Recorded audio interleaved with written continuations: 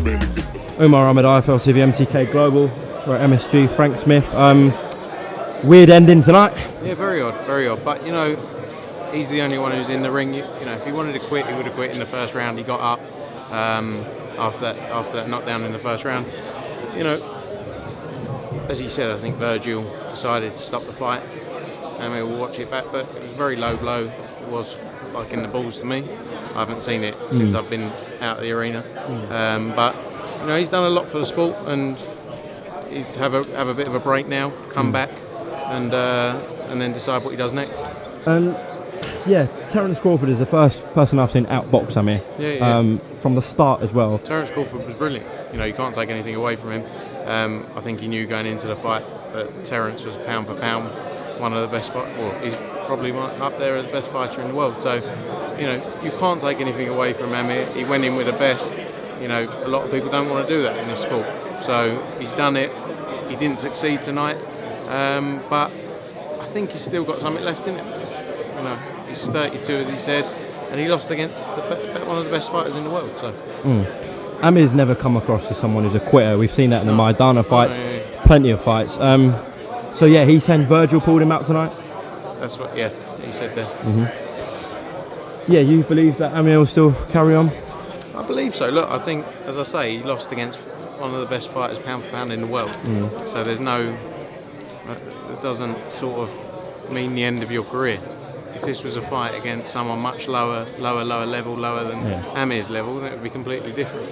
But, you know, as he said, he's been in the sport for a long time, so maybe he needs to have a little break. He's boxed 3 times in a year now. Boxed last April, I think it was September, and then again in April. So he's had a busy year. Take a break, and you know, he can decide what he wants to do. Kell Brook was here tonight. I know it's getting slightly boring, but again, is that a fight you're interested in making still? I personally still like the fight. You know, we represent both guys, and Kell, we have to do the best job for Kell as well. You know, so we'll sit down with Kell. I know this has been going on for a long time, the whole Amir and Kell discussion. I still think it's a huge fight. You know, I'm sure the British fight fans think it's a huge fight. So we'll see what happens. Both guys will sit down separately, spend some time, and then we'll see where we go from here. But you know, I'm sure Kell's got his own ideas as well, away from just this fight. Yeah. When do you think? Crawford, for example. Yeah, exactly. So possible. I mean, it's a possibility. Everything's a possibility. So we'll see what happens. When do you think you and Eddie will sit down with Amir and sort of talk about renewing the contract if possible? I think Amir's going to have a break, as he says. So you know, we'll stay in contact, and as soon as he knows what he wants to do, you know, I think he's got to make his own decision as to what he really wants to do. But I'm sure there's still fights out there for him. You know, there's no shame in losing to the fighter he did lose against. And as I say, it's I'm sure he's still got something left in the tank there.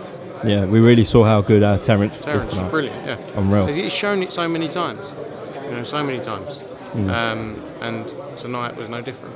All right, Frank Smith, appreciate your reaction. Have a safe journey to Vegas, and we'll catch up soon. Vegas. Oh, of course, Wrong Side Strider. Yep. And then Canelo Jacobs. Yep. All right, nice one, Thank you, mate.